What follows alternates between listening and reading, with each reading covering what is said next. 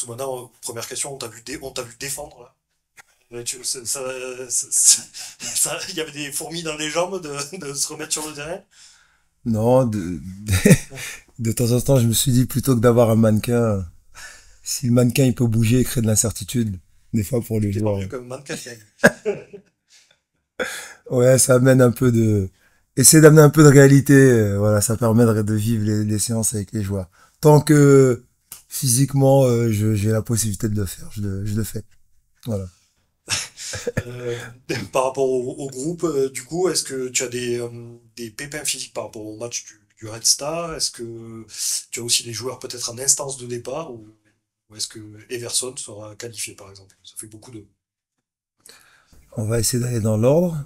Les pépins, mis à part Fayad, il y en a pas d'autres, donc tout le monde est apte. La deuxième question, joueur en instance de départ, tant que le mercato sera pas fini, tout est ouvert. Et la troisième question, Everson s'est entraîné ce matin et je pense il est normalement qualifié et il peut prétendre être dans le groupe pour lundi. Est-ce que vous l'avez recruté pour compenser les départs de Touré et Ferry? Et quel est son profil? Est-ce qu'il se rapproche d'un milieu défensif? Une chose importante, c'est un joueur qu'on suivait et les choses se sont accélérées avec la situation d'Ajaccio et pas l'inverse. C'est pas parce qu'Ajaccio a été dans cette situation qu'on a allé chercher Everson. Voilà, c'est un joueur qu'on avait ciblé. C'est un joueur qui met beaucoup d'impact, qui récupère beaucoup de ballons, capable de gratter des ballons. Il a une très bonne agressivité. Il est jeune, il a un fort potentiel. Et derrière, il est plutôt calme avec le ballon dans l'utilisation. Donc il a un vrai potentiel, un potentiel intéressant. Et ça match avec nos besoins, je pense. Voilà, aujourd'hui, je suis satisfait avec Béchir et Mwenga, mais il faut pas oublier que ce sont deux défenseurs centraux de formation. Donc voilà, c'est une arrivée dont on avait amplement besoin. Peut-être que tu seras pas d'accord, mais on a pu voir sur la première demi-heure contre le Red Star qu'ils avaient peut-être eu un peu de mal à sortir sous la pression du Red Star, que ce soit Béchir ou Yael. Euh, Est-ce que justement Everson, qu'on m'a décrit comme un joueur a priori très bon techniquement, très bon sous la pression, est-ce que justement il te plaisait pour sa capacité à peut-être faire le jeu malgré la pression? J'ai en tout cas l'impression que toute l'équipe a eu du mal à ressortir le ballon sous la pression dans cette première demi-heure face au Red Star. Donc c'était beaucoup plus global. Après, bien évidemment que étant un milieu défensif de formation, il sera sûrement beaucoup plus à l'aise que peut l'être un Béchir ou un Yael. Maintenant, ce que j'attends moi, c'est comment l'équipe collectivement aborde ces matchs-là et comment elle réussit à sortir de cette pression qui peut être mise par l'adversaire. Est-ce qu'il faut s'attendre à voir toutes les équipes vous mettre une pression d'enfer comme ça sur le premier quart d'heure, les 20 premières minutes, comme l'a fait le Red Star, de par le statut aussi de relégué de Montpellier dont on parlait la semaine dernière? Ça, je pense que ça dépend des styles, à la fois des entraîneurs et des caractéristiques des joueurs qu'ils ont. Donc, on peut rencontrer ça, tout comme on peut rencontrer peut-être une équipe qui viendra pas nous chercher, qui jouera en bloc bas. Donc, je pense que ça peut évoluer.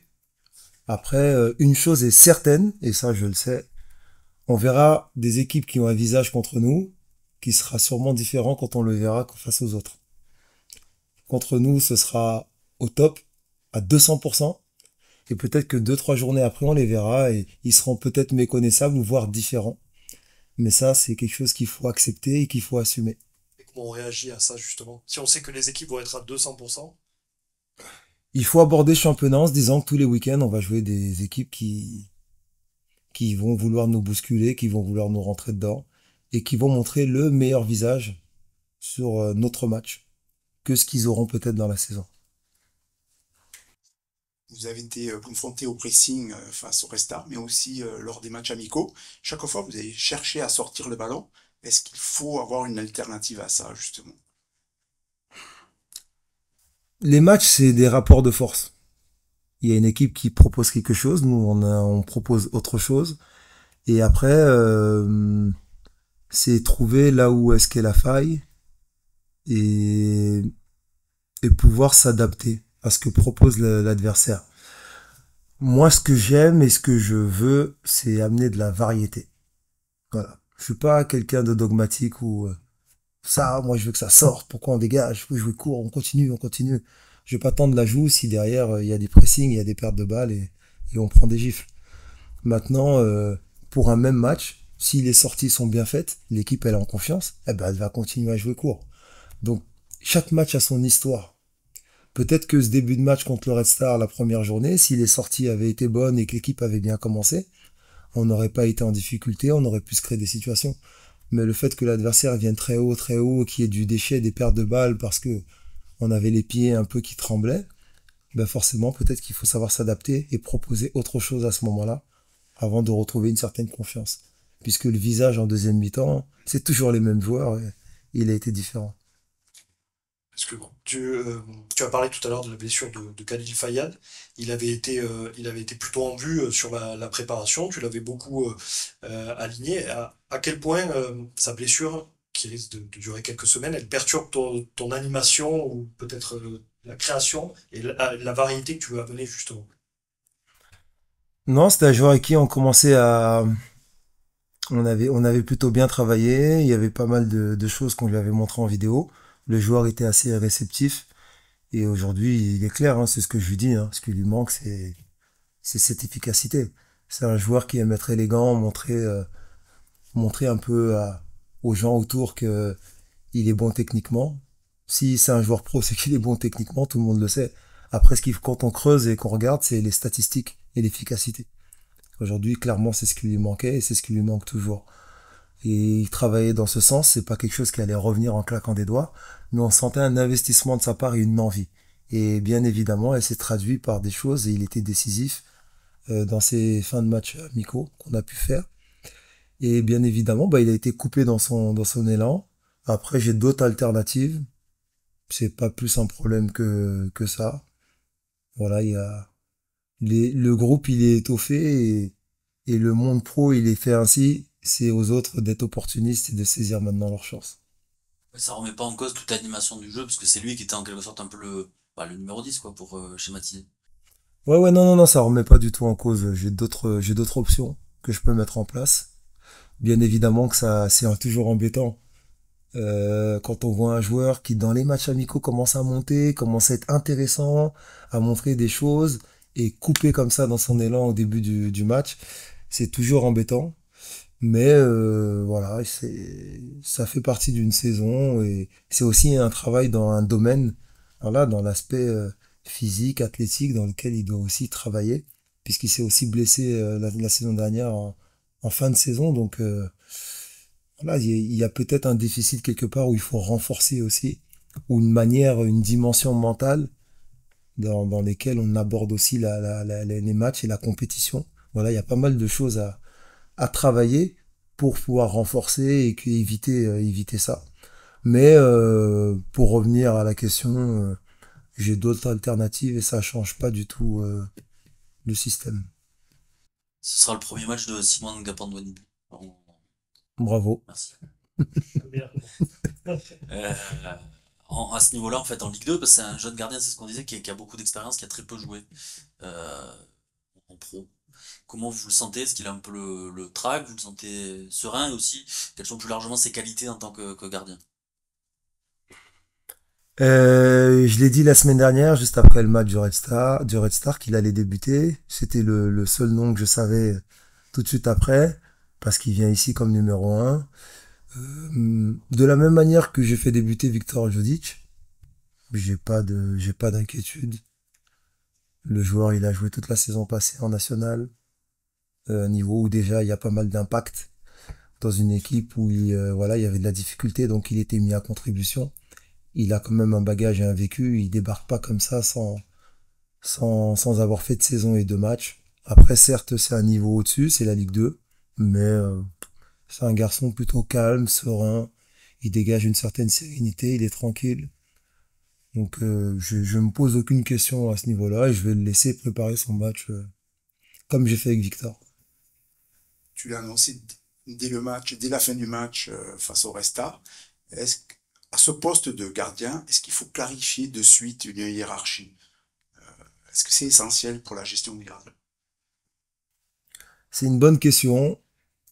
Moi j'ai un avis, je pense que oui.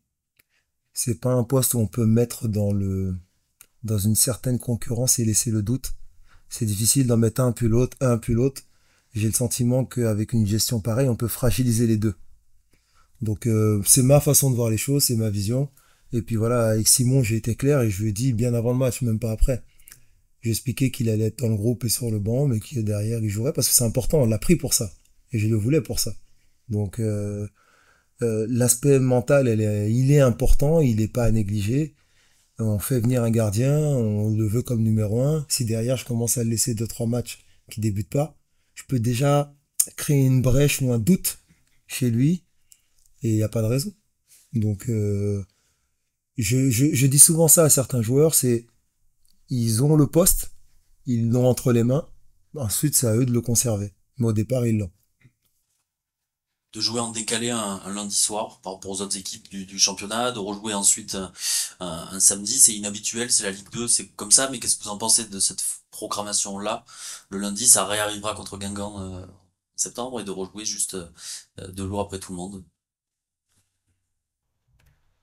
Vu la difficulté actuelle et financière de tous les clubs, il y a un diffuseur qui met de l'argent, qui décide de cette programmation.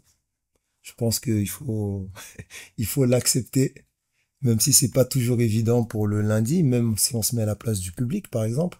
C'est peut-être un jour où les gens travaillent, mais derrière, ce sont quand même eux qui mettent l'argent. Donc on n'est pas esclave de ça, on n'est pas, mais il faut, euh, il faut pouvoir gérer avec et l'accepter.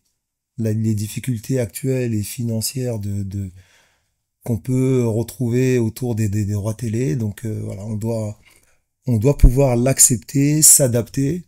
C'est pas nouveau, ça date pas de cette saison. La saison passée, c'était pareil. Et puis voilà, dans la manière dont on prépare nos semaines, on s'adapte à ça. On avait joué samedi. Ça permet de faire une longue semaine, là où on peut mettre du repos au milieu de la semaine et derrière repartir. Là, il faut juste s'adapter et l'accepter et tenir compte du fait que voilà, si on arrive à, les clubs arrivent à survivre, c'est aussi grâce à ça, donc on doit s'adapter. On a pu voir sur la première journée que Le Mans est un promu qui calcule pas ou qui en tout cas joue. Tu t'attends à ce visage-là de la part de cette équipe lundi? Ouais, une équipe qui va jouer, qui va continuer sur la dynamique de montée qu'elle a vécue la saison passée, avec un très bon parcours en Coupe de France aussi. Euh, je m'attends à ce qu'on a vécu pendant les 30 minutes du début de match contre le Red Star, à la même chose. Sauf que cette équipe, elle est capable de le maintenir beaucoup plus longtemps dans le match. Donc, clairement, un match où ils vont retrouver leur public, ils vont retrouver leur stade dans le premier match officiel en Ligue 2 chez eux. Voilà, ça fait beaucoup d'éléments et beaucoup de choses on va devoir contenir et assumer. Et clairement, on s'attend à un match très très très compliqué. C'est un club, tout à l'heure tu parlais des droits télé, de l'importance de l'argent aujourd'hui dans le foot. C'est un club qui a ouvert son capital, on a beaucoup parlé cet été, qui a ouvert son capital à un fonds d'investissement brésilien. Quel regard tu portes sur ça, sur ces clubs qui s'ouvrent à l'étranger, pour essayer de s'inventer un futur peut-être plus important? C'est le football moderne.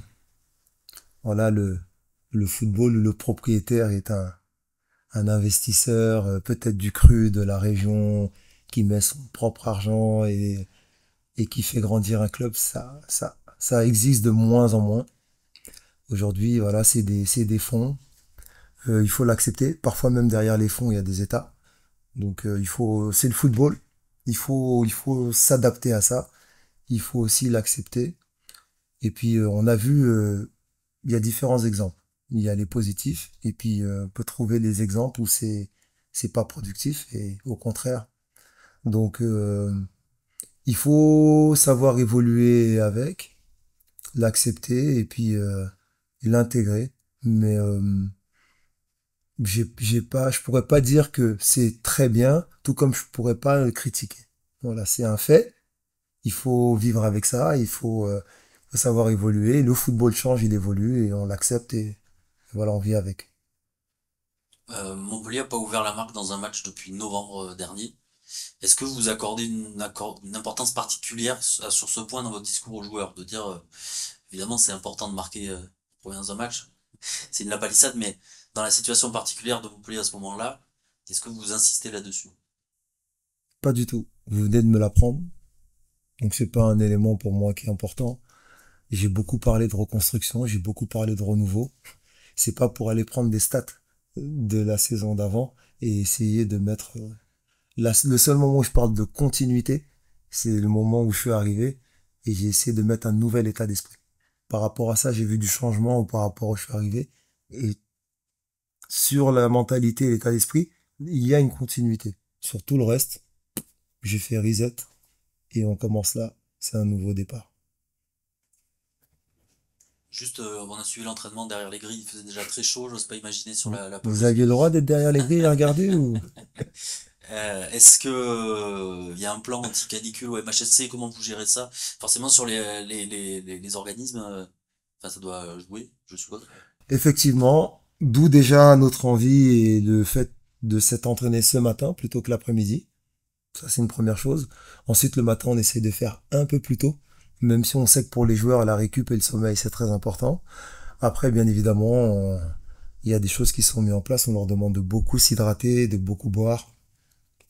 Et puis derrière, je fais appel à leur professionnalisme. Et ça, j'ai aucun doute à ce niveau.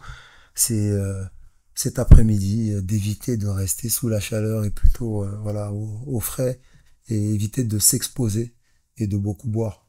Après, ça devrait normalement commencer à baisser à partir de demain, puisque aujourd'hui c'est la journée la plus chaude. On verra, j'ai prévu un entraînement demain après-midi, puisqu'il faut que l'entraînement voilà, soit le plus proche possible du match. Mais il sera normalement court, je tiens compte aussi de la chaleur, et je n'irai pas étendre le dernier entraînement avant le match. Est-ce que tu vas en tenir compte dans l'approche du match, dans la stratégie même du match? Est-ce que la chaleur peut rentrer en ligne de compte? Hum, J'en ai pas spécialement, parce que le match n'est pas ici. Peut-être que s'il avait été à la Moisson avec la même chaleur qu'on a aujourd'hui, j'aurais peut-être réfléchi différemment, mais en allant au Mans, je sais qu'il fera peut-être aussi chaud là-bas, mais je sais pas s'il fera aussi chaud qu'ici. Donc c'est pas un élément dont je tiendrai compte dans mon début de match. Dans la préparation en tout cas. On te parle beaucoup de chaleur, mais on te parle aussi beaucoup de mercato ces derniers temps. Il sera terminé dans 15 jours. Est-ce que tu languis que ce marché soit terminé et d'avoir une équipe qui, normalement, ne devra plus bouger, puisqu'on sait qu'il y a d'autres marchés qui sont ouverts en même temps. Je suis pas plus impatient que ça qu'il se termine. Je suis pas le seul dans ce cas. Tous les entraîneurs, tous les clubs doivent gérer de la même manière. Je trouve qu'on est plutôt pas trop mal dans ce niveau. On a plutôt bien travaillé. Donc j'ai quand même une bonne ossature. Même si à la fin il peut toujours avoir des surprises, à la fois des bonnes avec des arrivées comme des moins bonnes avec des départs. Mais ça fait partie du football. Mais je trouve que pour l'instant, voilà, le travail qui a été fait, il est cohérent et on est plutôt dans un timing où on est plutôt bien. Donc j'ai pas spécialement hâte que ça se termine, tout comme j'ai pas spécialement envie que ça s'éternise. Voilà, Même si, par exemple, d'ici la fin du mercato, tu pourrais perdre un joueur auquel tu as confié le brassard et qui est très important dans ton animation, c'est Béchir Omergy, dont on parle de plus en plus pour d'éventuels contacts. Comment tu vis cette situation d'un joueur majeur pour toi? Non, normalement, le joueur, il est là, il montre qu'il est présent et qu'il est dans le projet. Donc déjà, il fait preuve d'un grand professionnalisme. À partir de là, il n'y a pas de souci, il n'y a pas de problème et je vois pas de souci à ce qu'il ait le brassard parce que ça reste pour moi un leader de vestiaire, de terrain, par rapport à ce qu'il apporte, par rapport à son sérieux. Et puis on verra le moment où il y aura où il y aura des offres peut-être où ça doit arriver, mais tant qu'il n'y en a pas et que c'est que des discussions, si je dois sortir tous les joueurs et pas m'inscrire avec eux dans le travail et pas les faire jouer parce qu'il y a des potentiels clubs, il y aura plus beaucoup de joueurs à aligner, hein.